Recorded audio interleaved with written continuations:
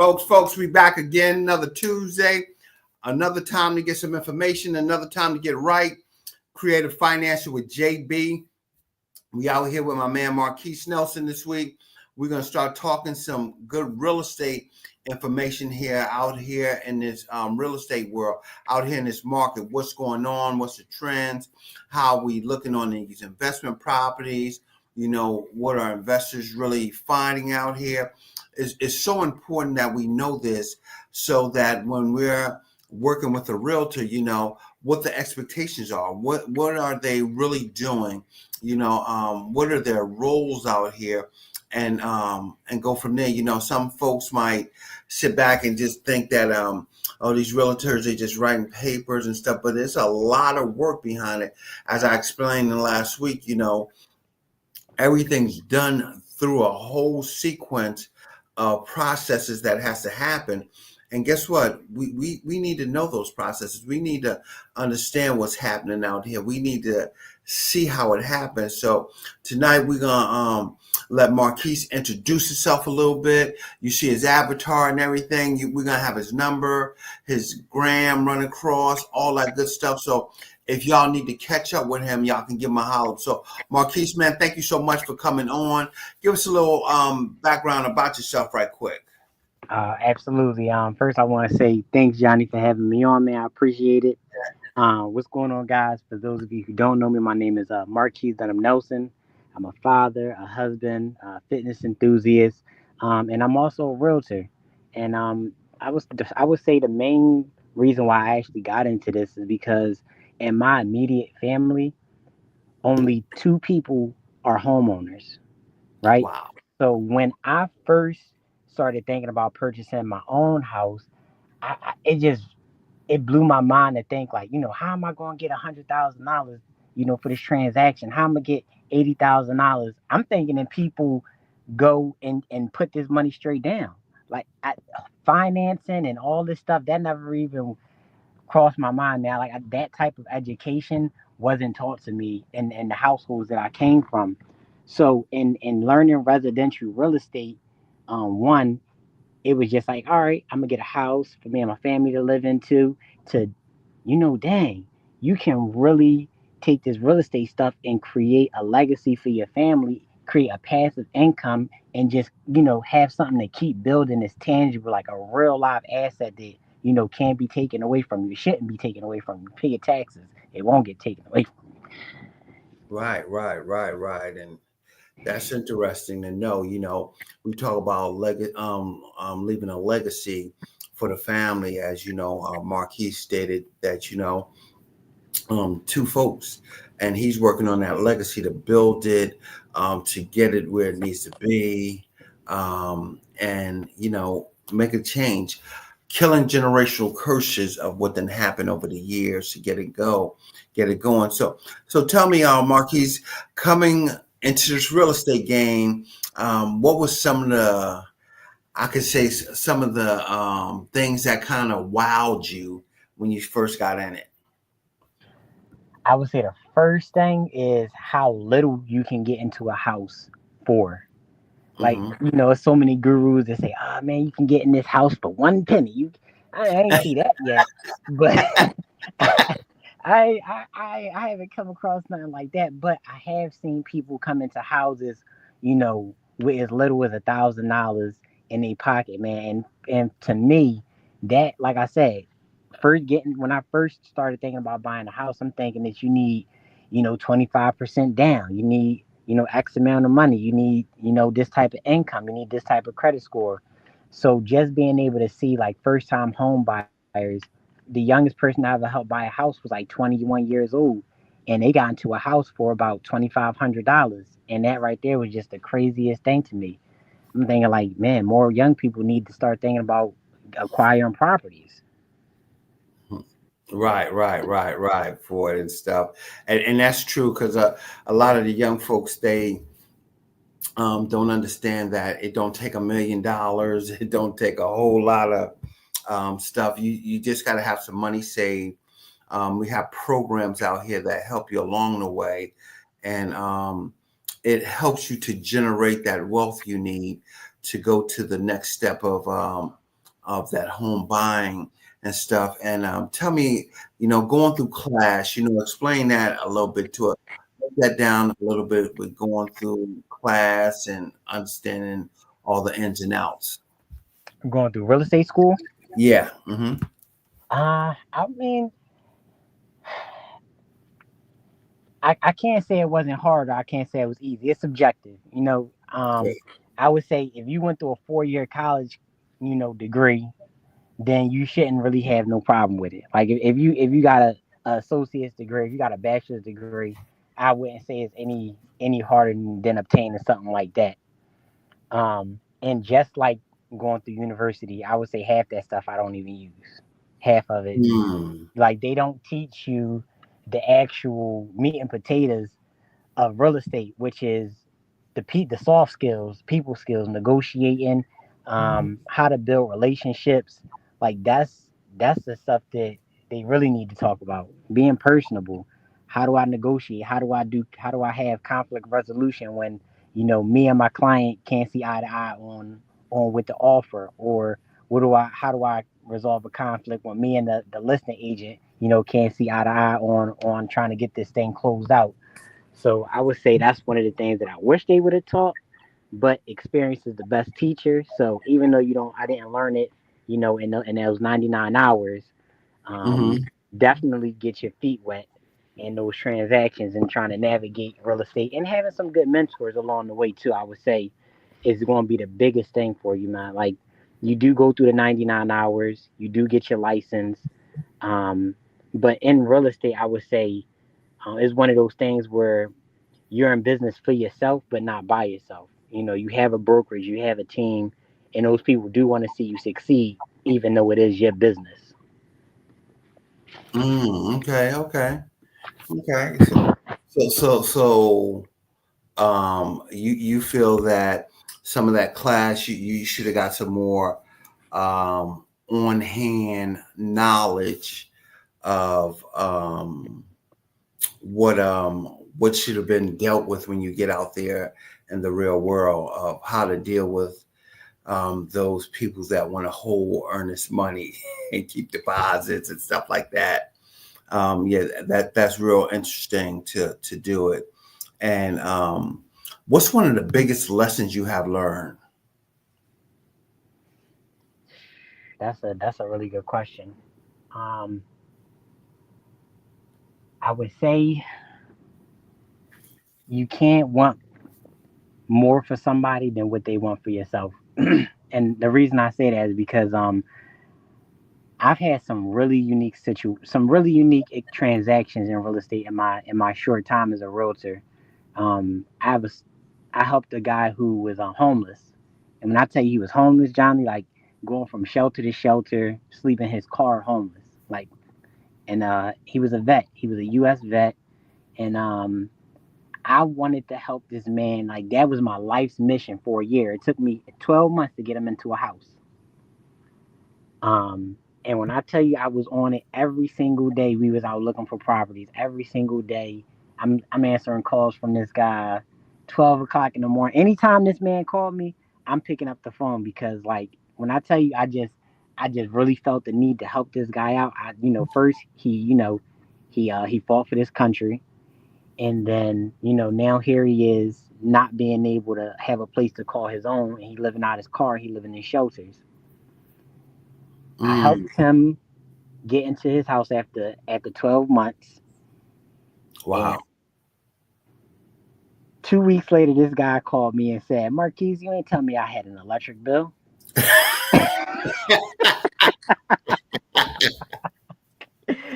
He said, how am I supposed to pay this? He didn't even want to, he doesn't own the home anymore. He doesn't own the home anymore. And sometimes I do, I do believe everybody deserves a place to call home, but not everybody should own a home. There is a lot to go into that, and unfortunately, he spent that money, and he no longer has that property. But I would, like I said, the biggest lesson that I learned is like you can't want more for somebody than what they want for themselves. Right. Go ahead. Absolutely. Yeah. Absolutely. And I tell folks here, if you want to buy a home, you have to want it just as much as your lender, your realtor, want you to have it as well. It might seem a little complicated, but you got to have a vested interest in how to do that for it and everything.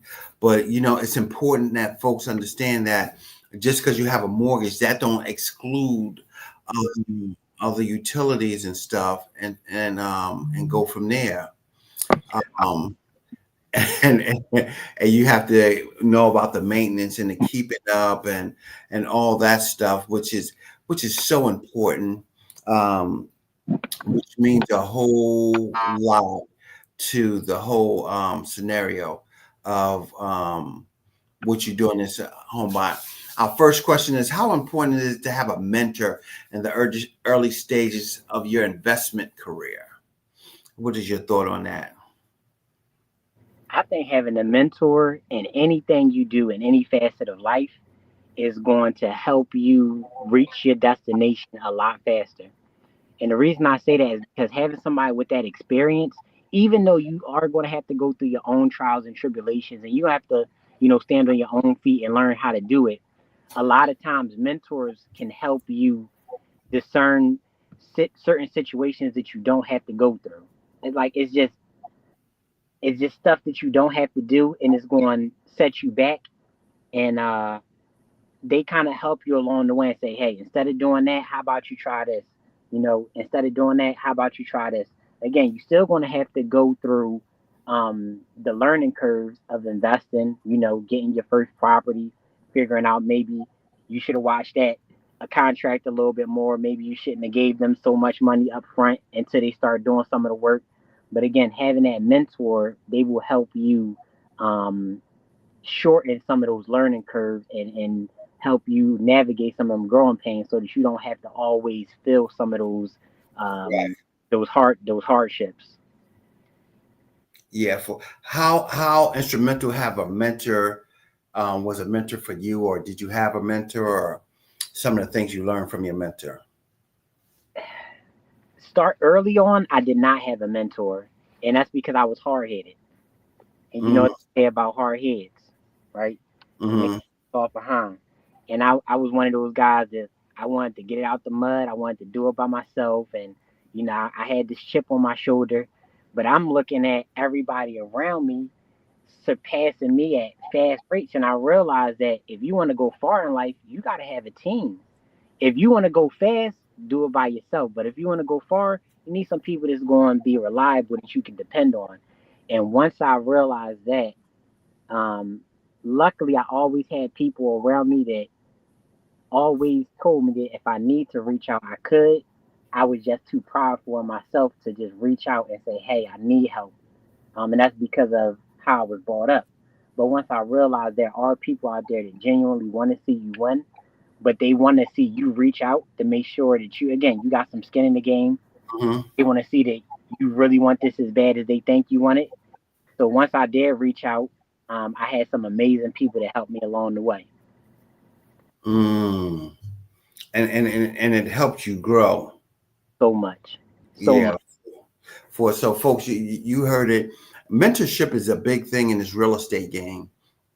You have to be able to have somebody. Hey, Simone, and how we doing there, Nicole? Sorry, didn't mention y'all. But you have to have a mentor in this game, because without a mentor, you have a lot of falls that you can prevent before you get out here when there. And you heard how Marquise was letting you know, that is important for you to be able to have somebody that can guide you and give you honest feedback. And I'm gonna say honest feedback, like, no, you can't do that. This is what you need to do. This is why this is like this, and passing that information on for it. And the next question was, what legal aspects should I be aware of before investing? You can say. So it varies from state to state. I will say learn your state's regulations, and wholesaling it's starting to get a lot of backlash in a lot of states like PA. I've heard talks of them saying that they're about to start making wholesalers get real estate license because when certain things happen, the consumer don't have anybody to fall back on. So as a realtor, if something were to happen, a consumer can go to the Real Estate Commission of Delaware and file a suit against me, right? But when it comes to wholesalers, there's nobody to basically hold them accountable for their ethical practices in real estate. So like I said, learn your state's regulations and rules. But I know that a lot of places are starting to crack down and get a little bit more strict on wholesaling as it pertains to the consumer. Right. For it and stuff, and kind of go from there. So you have to know the guidelines for each state. Wholesaling is they do say, like you said, you need a real estate license to wholesale in PA. I know other states might pass that along, and kind of go from there. But next question came up: how do you know how to pick the right brokerage to work at? I mean, how did you, Marcus? How did you sit down and say, hey, I need to go to EXP Realty. This is why it's for me, and stuff like that. Well, I would say before I picked EXP, I interviewed 10 other brokerages. Oh, wow. Yep. And remember, they're not interviewing you, you're interviewing them, right? Because ultimately, this is your business. You're just holding your license with them. So you want to make sure a couple things. You want to make sure that they have adequate training. Mm-hmm. Make sure that you can continue to grow and develop your skill set. But also, you want to make sure it's going to match your personality. A lot of brokerages, I would say, a lot of brokerages are still doing things a little bit archaic. So if you know that you're somebody that is tech savvy and you don't necessarily want to be in an office all day, or you don't want to be sitting in a conference room, maybe look at somebody that's a little bit more tech oriented, cloud based. Um, so you want to make sure it just fits your style of learning and working also. Right. That's interesting. We talked about interviewing last week, folks. You got to interview the folks that you're dealing with, the ones that you're gonna build this relationship with, the ones that's gonna be important in your development of growing your business. So you got to have those open conversations of what you want to do, and you got to let them know your business strategy. Folks, you got to pass that on to them so they can see if this is the right fit. They might say, nah, this is not what we're about. This is what we do. You might want to do rentals. This brokerage might not do it. This one might do it. You might want to do a lot of investing. This brokerage is really not good on self-investments, but you might have to go someplace else that might do that. You might want to deal with commercial. So it's so many different gamuts in the game that you want to really look forward to, and try to figure out that you have to sit down and take your time, do your homework. So when you're talking to them, they can sell you the best situation for your business. I would say reach out if you're somebody that's considering brokerages, please reach out. I'm always going to promote my brokerage, but just give me a call so that at least I can help you uh get some good questions to ask when you're interviewing. And again, if you did one and it sounds amazing, keep that one in the pocket. But also other view interview other ones, because one thing I will say about real estate in general is that models change, and you know they Mm-hmm. come and go all the time, and a lot of people they're loyal to a brokerage, they're loyal to a brand, right? And you got to remember, this is your business. No matter what brokerage, no matter what brand you associate with yourself with, ultimately you are selling yourself underneath that. So you want to make sure that brokerage, that brand is going to work well with you and what you are trying to. Right, for it and stuff, and kind of go from there. And as y'all don't know, can you break down what model means to these folks that's never had this experience in this real estate? Let them know what you mean by that, Marquise. So the model is a couple different things. That's going to be the way you get paid, whether that's from commissions, whether that's from rev sharing like KW models or models, whether that's passive income from building teams. So each brokerage is different in their models and the benefits that they offer their realtors when you come into that brokerage. So that's why I said it's really important to compare apples to apples and see what's out there because not all brokerages are created equally. Right, and that's so important. And so another question we had along those lines is what should I set as my initial investment goals when I'm coming in? I'm coming into this business. I'm not only a realtor, but I got to think of my investment goals. What kind of investment goals did you have to set for yourself? I mean, I would say that that's it's subjective with that, right? Because it depends on where you starting at, right? It's certain people that starting from ground zero that doesn't have, any type of experience in construction, don't really have the capital. They're just learning everything from YouTube University, right?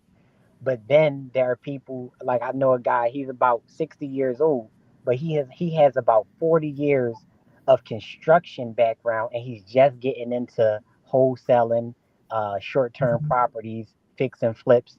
He's starting from somewhere where he really doesn't have the experience of the real estate, but once he realizes how much that construction background is going to help him, it's going to make it so much easier. He knows people that does plumbing, he knows people that does electric. He's built a portfolio of people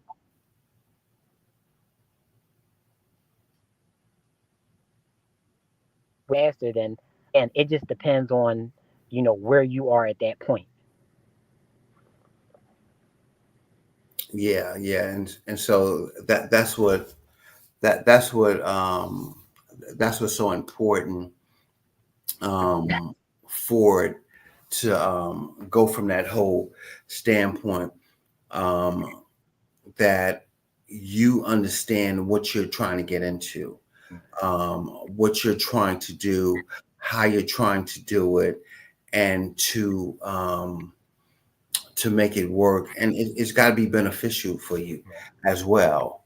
I Um, will say, I will say just from as an opinion, right? As somebody that's getting into the investing world, I would say start off with fix and flips before you become a landlord, right? Before you bite off that whole area of investing, get used to having a house, dealing with some construction projects, learning the ins and out of properties, learn how to build connections with people that's going to be able to help you with that project. Because once you start going from the fix and flip investor to like long term rentals and becoming a landlord, the dynamic starts to change a little bit, and it goes from me taking this house, fixing it up, selling it, to me fixing this house and putting a tenant in it and trying to figure out that whole business. So I would say if you just now getting into investing, start with the fix and flips, build up some capital, build up some reserves, and then start thinking about getting into like that long term holding and becoming a landlord. for the stuff. Yeah, that makes sense. To go from there. How do you maintain your motivation if your first investment does not go as planned? How did you jumped into this business? You probably seemed that you were so eager at the beginning, but it didn't work out like you thought it was going to work out. How did you stay motivated? That's a good question. That's a good question. That's a good question. I'm crazy. I love the pain, I guess, because I keep waking up and asking for more every day. Right, But right, right, right. I mean, again, just knowing what you're doing it for. That's I think you keep saying that, and that's so important. Understanding why you're getting into it, is going to help you um, when your budget fall through, or when things get too costly, when you find, you know, mold in the house, when you find some asbestos that need to be removed, when you have those unexpected turns in your projects and you just want to give up. I think understanding why you got into it in the first place is the biggest thing. For me, it's my children. Like I said, in my initial um in my immediate family, nobody is homeowners, right? Mm, The person who was the first person to buy a house in my family was my grandma. She bought a house, she sold it, she bought another one, and ultimately their house wound up getting foreclosed on. She lost it through the she filed bankruptcy and she lost her house. So, me having this knowledge of real estate is something that I want to be able to pass on to my children. So, commissions don't come through. I don't get paid for 90, 120 days. It gets hard. But again, I remember why I'm doing it, and it's because of my children. I want to leave them some assets, but also I want to be able to pass that knowledge along to them so that they can understand the importance of home ownership, land ownership, and accumulating non-depreciating assets. mm-hmm. And that's so important. And we're gonna have Marquise email and phone number run across the screen. Man, call them up. Ask them some questions. You getting in this game, you need somebody to come and holler at you. And it's madn.exp@gmail.com for send them an email, say, hey, I'm thinking about it, or give them a call.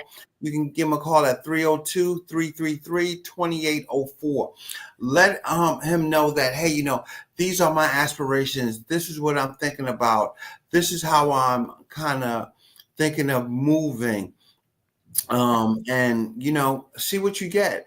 You always get the best advice before you jump in and you start regretting stuff without that type of motivation is family.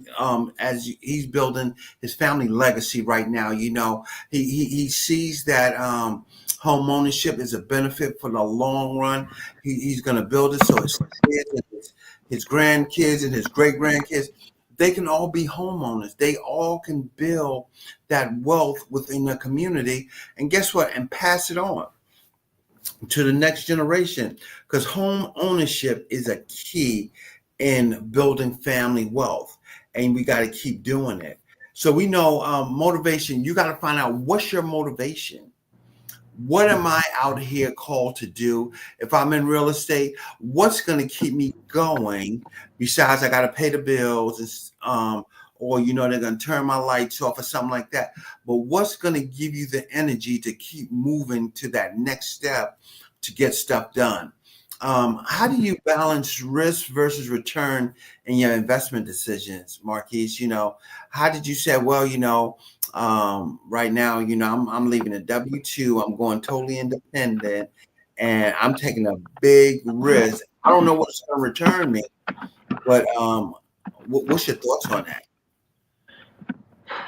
So I would say two things. I came to the realization early that the lifestyle that I want for myself was never going to come through a 9 to 5 job.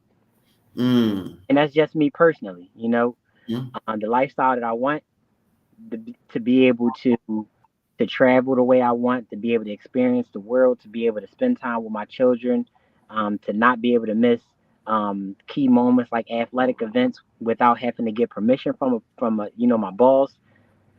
That never it Once I had kids, I realized that that wasn't going to work well with me. So the risk was it was worth it. And let me tell you something. Before having children, I hated commission based jobs. Like if I had to do a commission based job, I worked at a cell phone store. And let me tell you, I every night I cried. I hated that job. Cause I was like, oh mm, man, I gotta sell stuff. The only way I'm gonna make money is if I sell stuff. But I realized that having a commission based job is uncapped potential. Is uncapped. As long as you continue to do what you're supposed to do, it's no ceiling. It's sky's the limit. right? The only person that's going to stop you in that is you. The more you grow, the more you learn, the more you're going to make. Mm-hmm. Mm-hmm. So Mm-hmm. yeah, that was it for me, man. Once I realized that, I was like, I got to take this leap of faith. And I will say, I also have an amazing wife. Mm. I have an amazing partner who seen what I was trying to do. And again, when I wasn't able to cover a light bill or pay the rent, she was right there supporting me every step of the way as I was going through real estate school, every step of the way as I was doing these deals and I wasn't getting paid. So I had support from a major player in my family dynamic, and she understood what was happening, and she supported me every step of the way. Mm. And that's you have to have that support mechanism in this real estate game. If you don't have that, you're gonna struggle for a minute because you're gonna need support. You're gonna need somebody to hold it down when those couple of deals that you were expecting to go through and going through. And as you right, the right people in your corner definitely is key. It can make you or it can break you. And when it said break you, it can break you to where you start wondering what's really going on. How is this happening?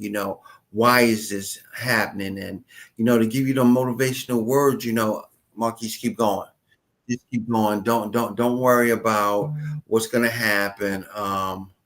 That they can continue to keep it moving in the right direction.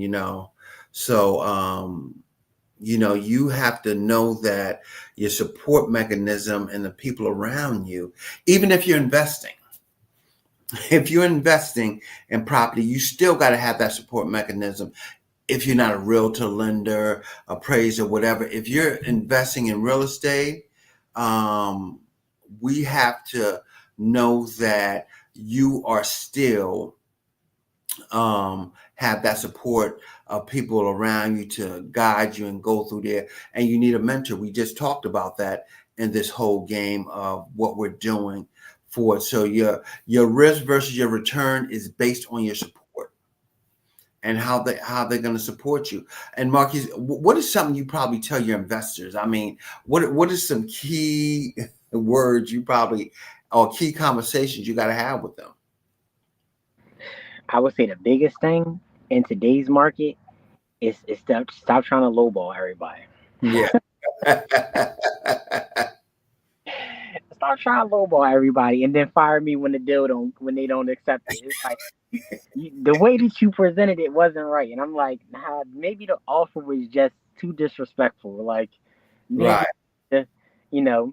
But I would say honestly, for real, I would say the conversations that I have most with my investors, outside of pricing, is just trying to figure out what they're looking for, because I have so many people that say they want to get into investing, and then they sending me condos, they send me land, they want to develop land. Then the next minute they want to do fix and flips, and they want to become first time builders. They want to build a community, and I'm just saying, like, find out what you're trying to do here before you jump into it, because you can spend a lot of good money bad. And I had a guy who he was in the hole almost $1.5 million because Mm, subdivide some land in a bear. He wanted to create a little community of about 10 houses. So he bought this land. It was about 14 acres. A realtor sold it to him, but I don't think that they had that conversation of what was going to happen after that land was purchased. Did you do any due diligence on, could it be subdivided? Did you look at, how much it was going to cost to pull permits and have, utilities ran onto the land? So he spent a lot of good money. He had a good support system because a lot of that money came from his family. He overextended a lot of his family for that money. Um, mm, but again, he bought this land with the hopes of subdividing it, and uh, he wasn't able to make it happen. Whatever everything he thought he was going to do, it just kind of fell through. So Really think about what you want to do, why you want to do it. And I'm not saying you got to wait for the perfect time because there is no perfect time, but you definitely want to do your due diligence and take strategic risks. You want to take strategic risks.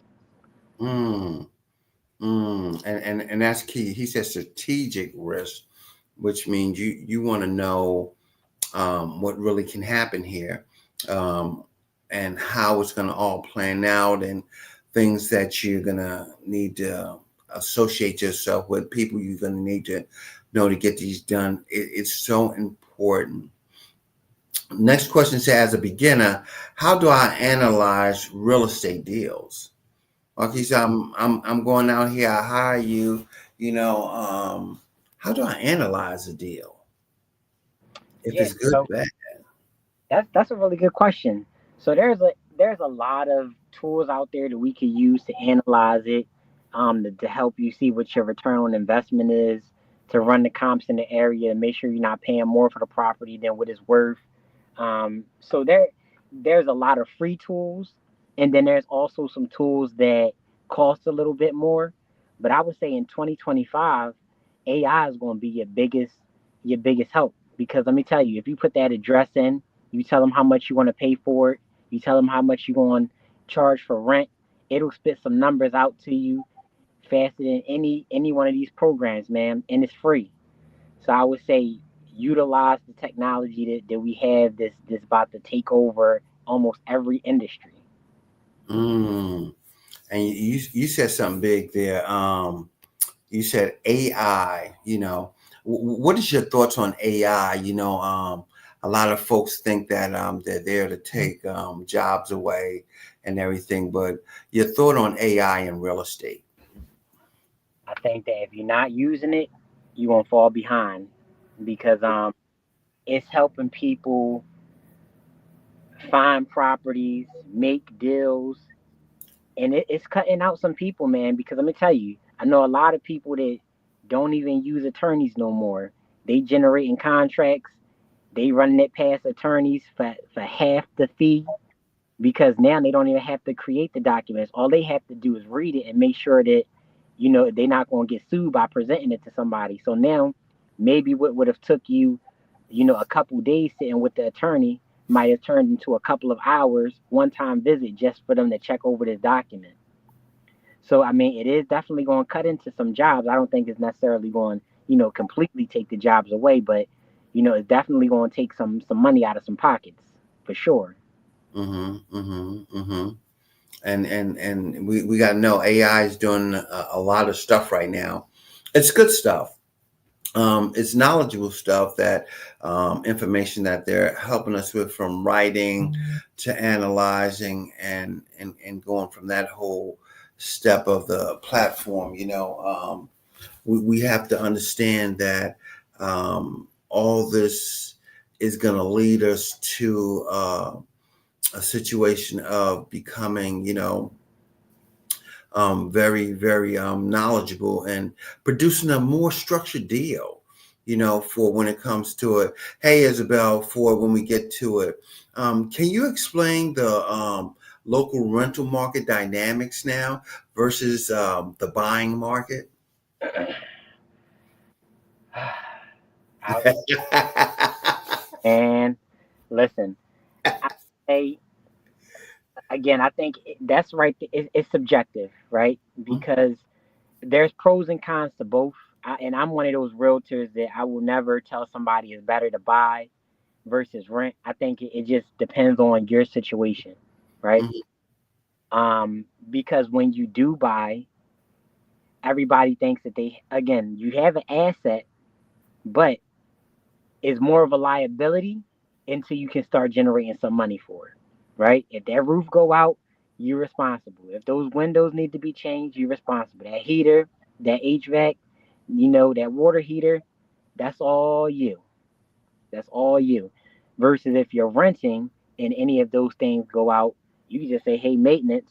They might take about a week or so, but that's money in your pocket that you get to keep.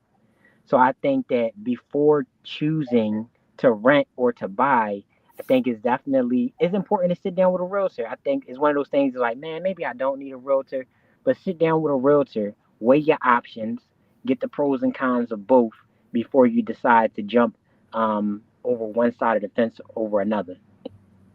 Mm, yeah, and you got to analyze it. Is renting better than buying?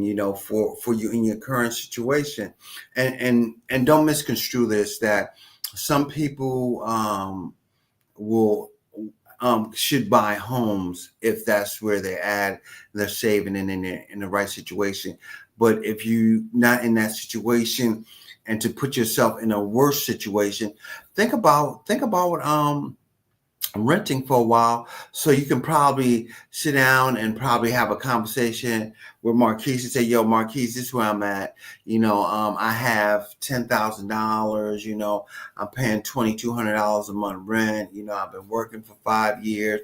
There's where I'm at. My credit's not the greatest, but I'm credit worthy. Or for what do you think my chances are to go out here and buy? You have to have those conversations so folks can guide you in the right direction, and not always hear, oh man, you shouldn't rent. Boy, it costs more than it's going to be more than you buying. I mean, today you might not be in that situation. Anything can be happening for you. You might not have the money to put down for your deposit, closing costs and stuff. You might just have enough to continue to pay that rent, even though it might be a little expensive, until you can save some more money, or use a down payment assistance program that's available for you. But you have to think strategically of how it's going to happen, and you're going to need somebody that's going to give you some honest information and give you some honest pass down. I'm going to keep passing Marquis' phone number across the screen here, because folks, I'm going to be honest, you have to have someone to talk to get you through there. If you're thinking about the class, if you're thinking about investing, anything. And the number is 302-333-2804. Give them a call, send them a text. Say, yo, I seen you and I'm trying to figure out some things, Marquise. Boom, this is what it is. If you're too scared to call, drop the email, madn.exp@gmail.com. And that's madn.exp@gmail.com. If you don't want to call, you just want to send an email to him, so he can kind of give you that guidance, out there in that world of looking at homes and which markets is good markets, why houses more in this area. You get so many questions when that happens, to where you don't know what to do. And this is a good question for you, Marquise. Is having an exit strategies essential for real estate investors? If so, why?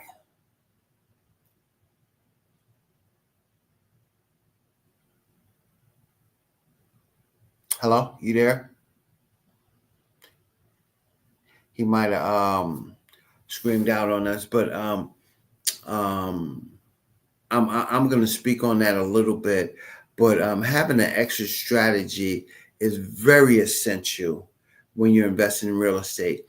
What happens once you finish? You get the fix and flip loan. You finish fixing up the house. You're going to either keep it or you're going to put it on the market to sell. It's one of the two. If not, if you're going to keep it, you're going to have to refinance it to go do it.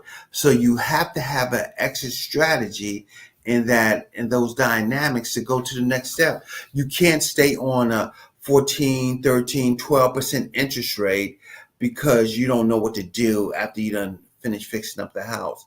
You have to have somebody available to do that, and you need a realtor like Marquise is a realtor to go ahead and either list the home or give you some guidance on what the market value is out there for it. Marquise, are you back with us?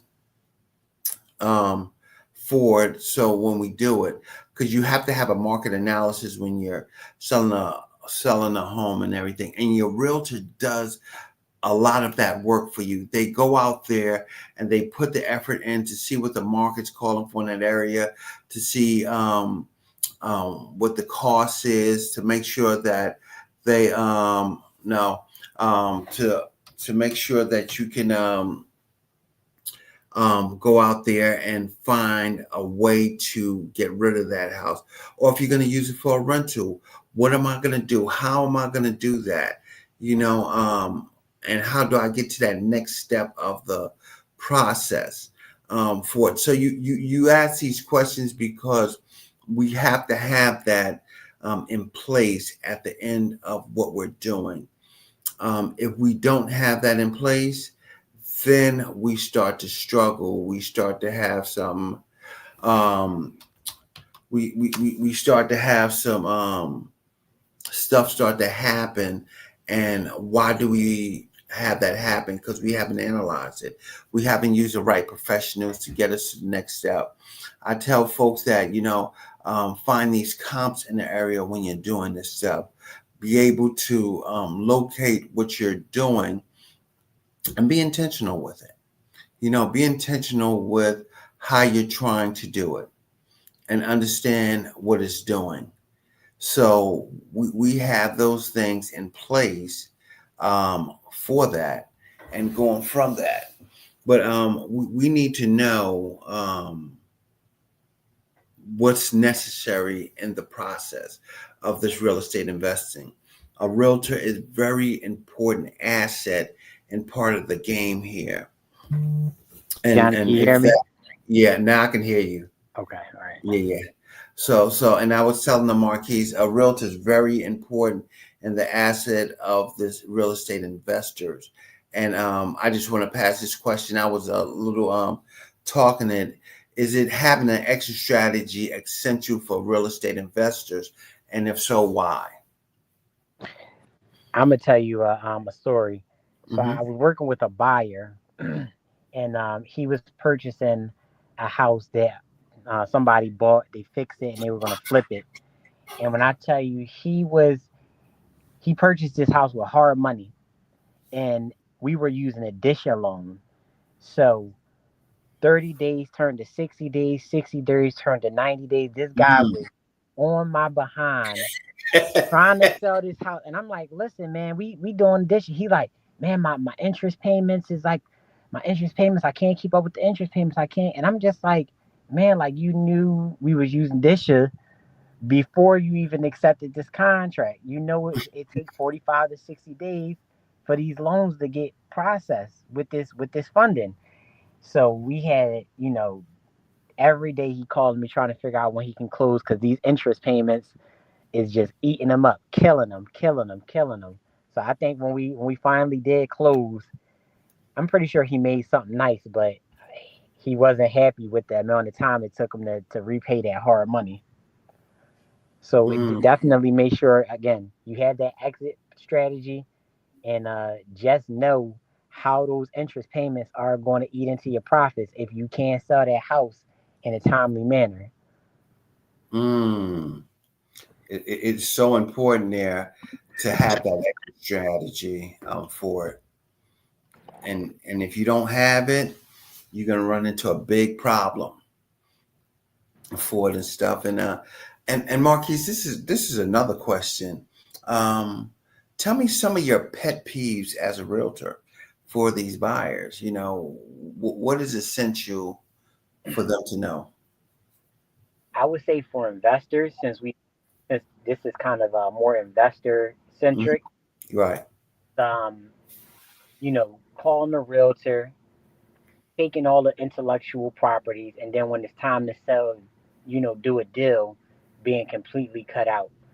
So I've had that a couple times where, people they wanted the property, they wanted the information, they wanted the real estate documents.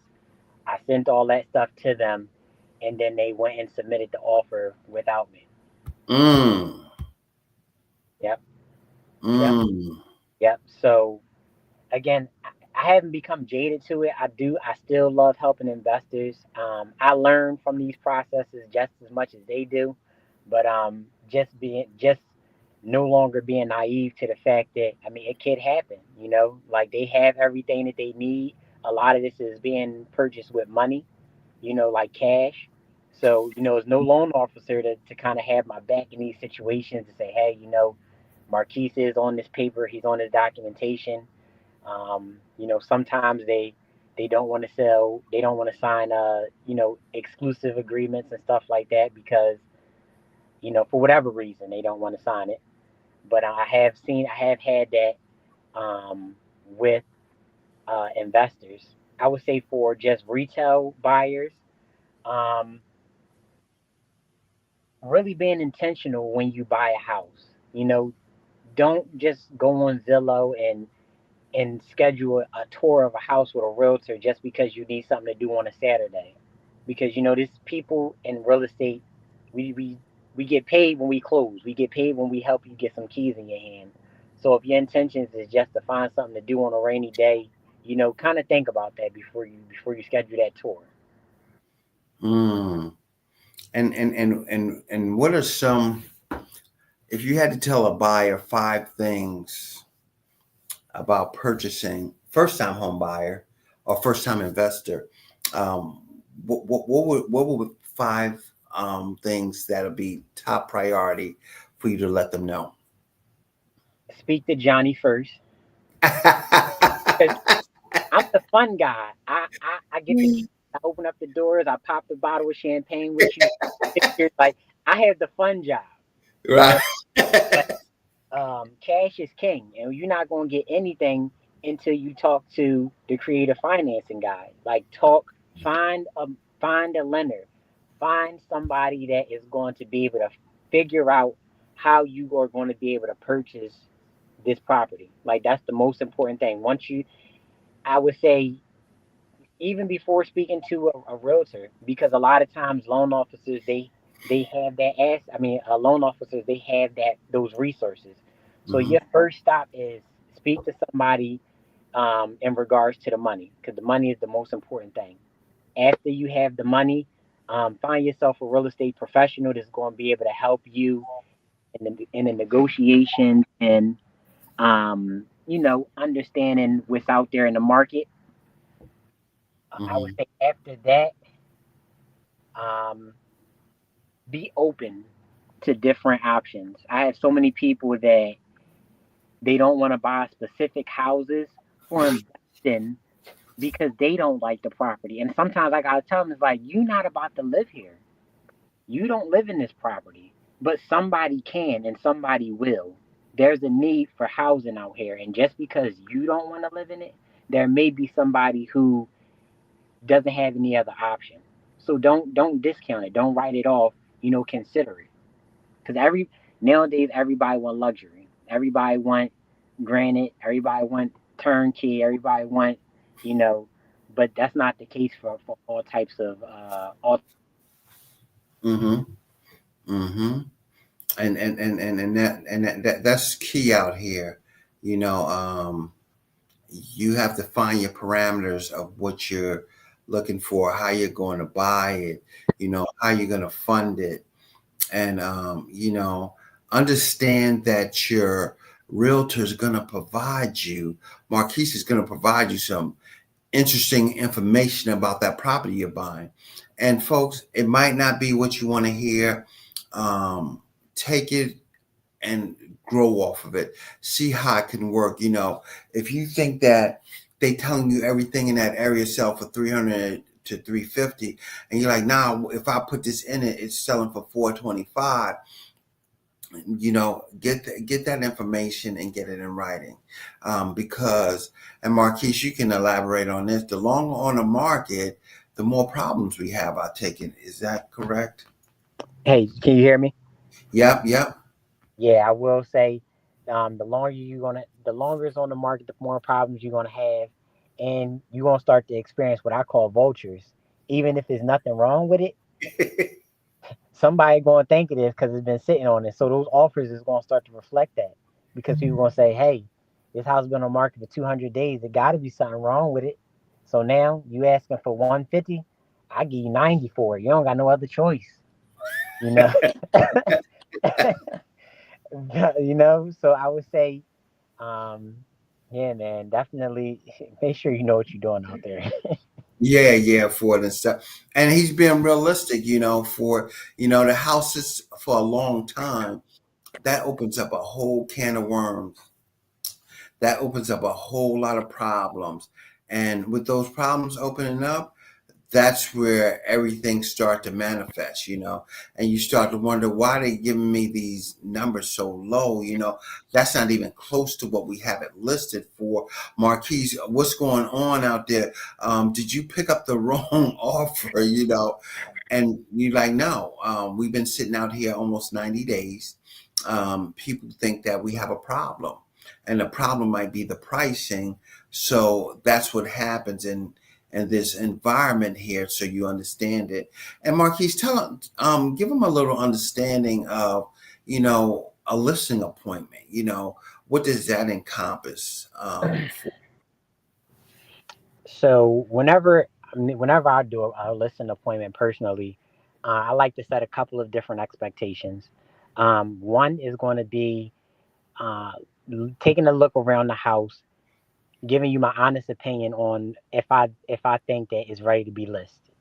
So most people, they call me up, they're like, I want to sell my house in 30, 60, 90 days, and they need to put some work into it, right? And they'll say, I just want to sell it as is, as is. I don't know if they've been watching too much HGTV, but when they hear that word as is, and I'm just thinking like, you want market value for this house that you're not putting no work into. Not only that, when the report comes back, you already have the intention in your mind of telling that buyer that you're not going to repair anything. Mm, So I like to set those expectations of like, hey, listen, uh, we ran the comps. This is what it's saying that your house is worth, right? I think that based off the condition of this house, the condition of the neighborhood, we'll land somewhere around this right here. Um, and this is all a suggestion because at the end of the day, the clients, they ultimately get to make the decision. But what I always say is that I will give you 30 days, right? mm-hmm, For every 30 days, this house sits on the market, we'll drop this price $10,000, right? mm, And say, all right. mm, And you know what? And the thing is, I hate doing that because again, mispri-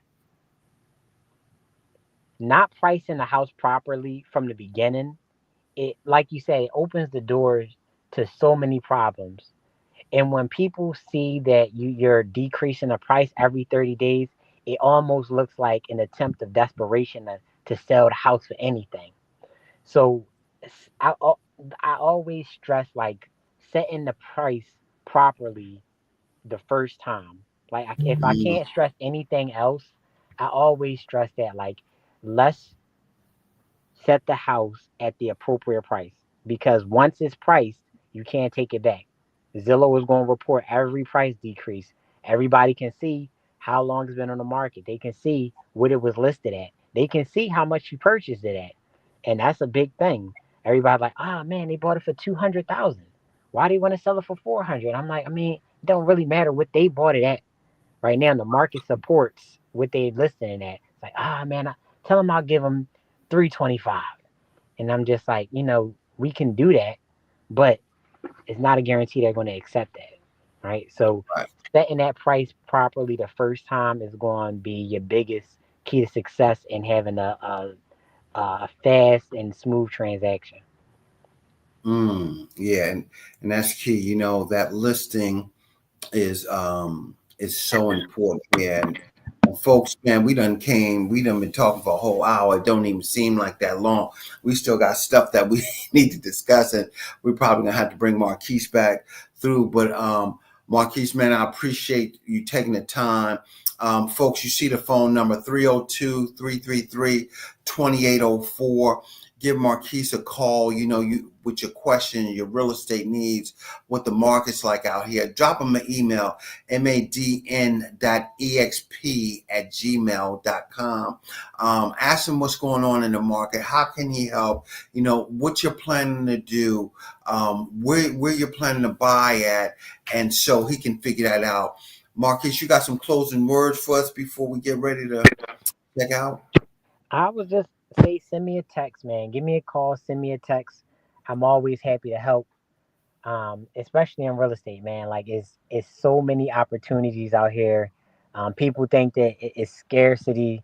Everybody's buying up everything, but one thing that is never going to go out of style is a house. People always need a place to live, and it's always an opportunity. There's always stuff available out there if you know where to look. And luckily, I do. So if you give me a call, I would love to help you out. Man, we appreciate it. This creative financing with JB, another great information sessions. You know the routine, providing resources to get you to that next step. Forward, Marquise Nelson tonight. We thank him again, 302-333-2804. We'll see you next week. Thanks for joining us, and y'all have a good night.